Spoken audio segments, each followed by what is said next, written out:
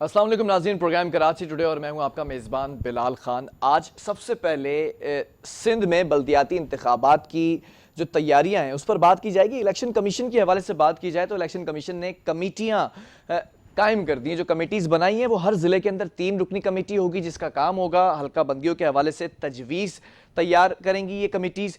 लेकिन दूसरी तरफ अगर मैं बात करूं तो सिंध हुकूमत ने गुज़िश्ता माह ये एतराज़ किया था और माजरत कर ली थी इलेक्शन कमीशन से कि हम रवां साल बल्दियाती इंतखाबात का इनेकाद नहीं कर सकते हैं। वजह जब पूछी गई तो वजह बताई सिंध हुकूमत ने कि अभी बजट की तैयारियों में लगे हुए हैं। दूसरा फिर यह भी बताया कि कोरोना वायरस की वजह से कुछ चीज़ें डिले होती जा रही हैं। अब सवाल यहाँ पर यह पैदा होता है कि रवां साल बल्दियाती इंतखाबात होंगे या नहीं होंगे। माजी में भी देखा गया सुप्रीम कोर्ट के अहकामात पर इलेक्शन होते हैं, फिर वो मामला किस तरह से चले। मेयर कराची की अगर बात की जाए तो वो फंड्स के ऊपर बड़ा मसला चलता रहा, इख्तियारात पर मसला चलता रहा। अगर अभी इन्हीं इख्तियारात के अंदर इलेक्शंस होते हैं तो फिर किस तरह से मामला तय पाए जाएंगे। या फिर अगर बात की जाए बल्दियाती इदारों की या बल्दियाती नुमाइंदगान की तो किसकी क्रेडिबिलिटी कितनी चैलेंज हुई है या किसकी डिलीवरेंस किस हद तक बेहतर थी, इसी पर बात करेंगे।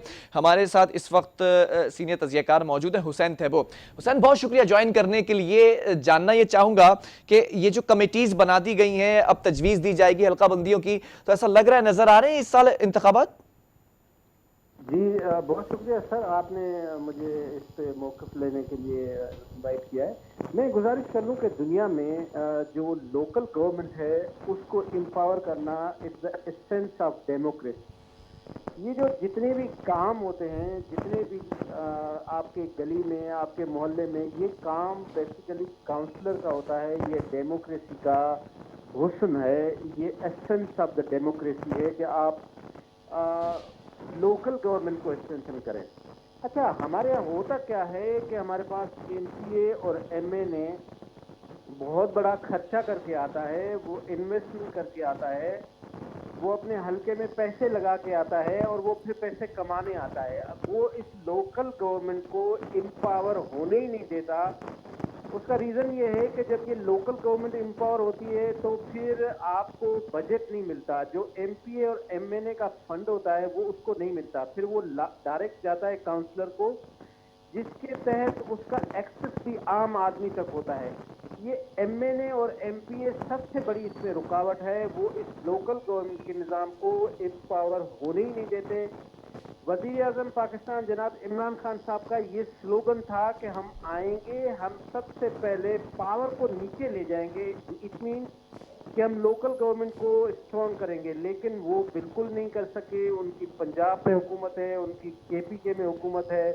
वो पहले इस बात को क्रिटिसाइज करते रहते थे हमेशा कि एमपीए और एमएनए को डेवलपमेंट फंड नहीं देना चाहिए, ये इलेक्शन कैंपेन के लिए होता है, ये आम आदमी के राइट्स के ऊपर डाका होता है, लेकिन वो डाका खुद भी कर रहे हैं। तो जब तक हमारे यहाँ पॉलिटिक्स जो इलेक्टेबल है उसके पास होगी तो हमारे पास ये लोकल गवर्नमेंट का सिस्टम स्ट्रेंथन हो ही नहीं सकता। अगर चाहे इलेक्शन करा भी ले, लेकिन इस तरह के पावर देंगे ही नहीं जिस तरह के पावर एक डिक्टेटर मुशर्रफ ने दिए थे। अच्छा हुसैन, तो फिर क्या समझते हैं ये जो साबिक मेयर कराची थे उनके पास जो इख्तियारात थे वो नाकाफी थे अकॉर्डिंग टू यू? नहीं, देखिए यहाँ तो सब कुछ जो है, वो जो साबिक मेयर कराची थे तो कंप्रोमाइज से उसको भी फंड मिलते थे। उसके बाद जो सीएम साहब है वो भी एक फंड लेते थे, काम तो कोई नहीं होता था। वो उनकी आपस की एक अंडरस्टैंडिंग होती थी जिसके तहत वो फंड मिलता था, यूटिलाइज नहीं होता था। असल बात तो ये है ना कि आप काउंसलर को फंड दें, आप नाजिम को दे देते थे। उस वक्त ये होता था कि जो सारा जो फंड है वो मेयर को चला जाता था। अब मेयर की मर्जी होती थी कि वो कुछ भी करे। डेमोक्रेसी का और लोकल गवर्नमेंट का एसेंस ये है कि आप डायरेक्ट उस काउंसलर के लिए फिक्स करें कि इसको कितने पैसे मिलने। जो नहीं मिलते थे वो पैसे ऊपर ही खत्म हो जाते थे। अच्छा, एक चीज़ और है, ये तो खैर एक और मसला है कि मेयर को इख्तियारात थे नहीं थे, उनको फंड्स मिले नहीं मिले।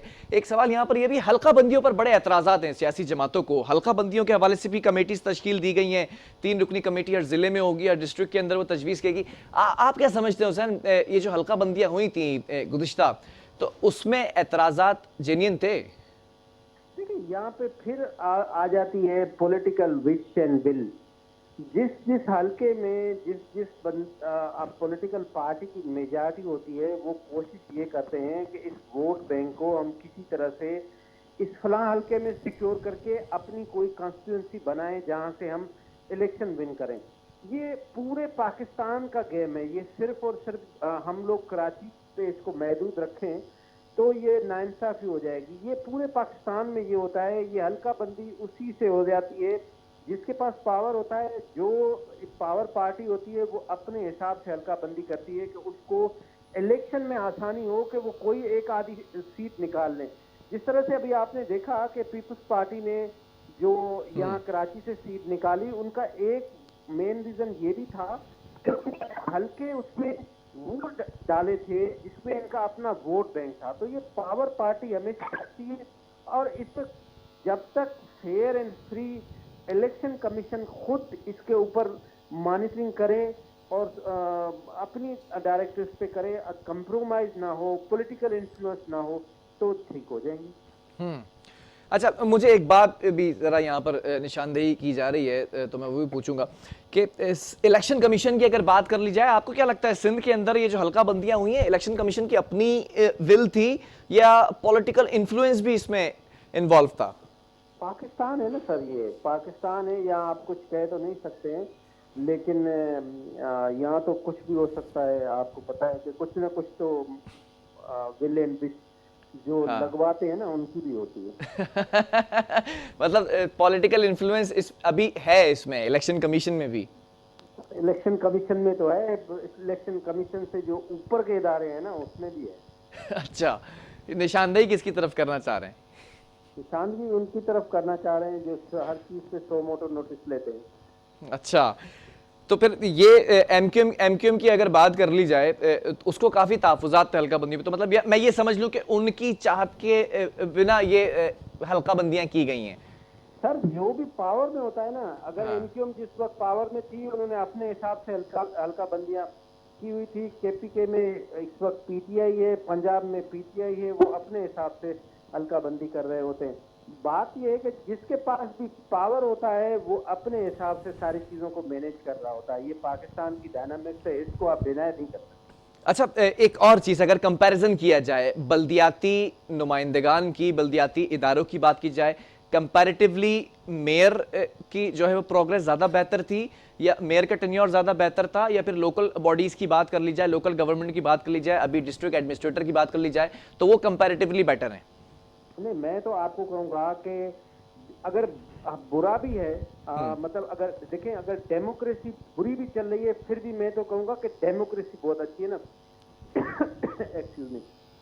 अगर आप जिस तरह से आपने नाज़िम इलेक्ट कराए, जिस तरह से आपने काउंसलर इलेक्ट कराए, वो सबसे बेहतरीन निज़ाम है। वो चाहे डिक्टेटर के दौर में क्यों ना हो, जो परवेज मुशर्रफ के दौर में आपके यूनियन काउंसिल में आपके काउंसलर की इलेक्शन हुई, आपको काउंसलर को डायरेक्ट आपने फंड दिया, सबसे बेहतर निजाम आज तक मैंने अपनी नजरों से वो देखा है। उसके बाद कोई इतना अच्छा निजाम नहीं है। चलें, आखिर में एक सवाल और, इस साल रवां साल की अगर बात की जाए, बल्दियाती इंतखाबात होते दिख रहे हैं? मुझे नहीं लग रहा सर। ठीक है, नेक्स्ट ईयर? नहीं, मैं तो समझता हूँ ये बल्दियाती इलेक्शन को जो है वो आगे करते जाएंगे कि ये पावर जो है वो किसी भी सूरत में जो एमएनए और एमपी है उसके पास रहे और उसको फंड उसकी तरफ जाए कि वो अपना वोट बैंक सिक्योर रखे और अगली कॉन्स्टिट्यूंसी के लिए वो अपनी तैयारी करे।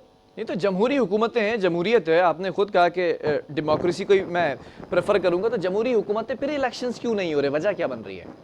यही तो आप देखें, हम जब जमहूरी हुकूमतों से पूछते हैं, जिनके स्लोगन होते हैं, जो ये नारे लगा के आते हैं कि जी हम ये हमारा हम 90 दिन में ये करेंगे, फिर हम 120 दिन में ये करेंगे, फिर हम लोकल गवर्नमेंट को स्ट्रेंथन करेंगे।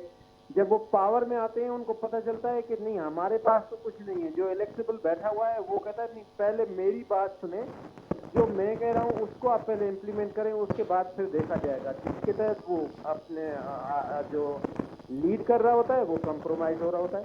अच्छा, यही चीज अगर मैं कहूँ तो same goes for the Sindh government as well? Why not, सब बराबर। ठीक है, ठीक है, ठीक है। बहरहाल बहुत शुक्रिया, हुसैन थे वो हमारे साथ मौजूद थे। और सिंध हुकूमत की बात कर ली जाए, फेडरल गवर्नमेंट की बात कर ली जाए, तो जमहूरी हुकूमतों का हुस्न ये है कि भैया आप जमहूरियत को आगे बढ़ाएं, लेकिन जब इलेक्शंस की बात आती है, खासतौर पर बल्दियाती इलेक्शंस की बात आती है, तो सिंध हुकूमत की जानिब से माजरत की गई है कि रवा साल तो हम नहीं करा सकते हैं, बल्दियाती इंतखाबात बजट की तैयारियों में मसरूफ़ हैं और फिर एक तफसीली जवाब बाद में दिया जाएगा इस हवाले से।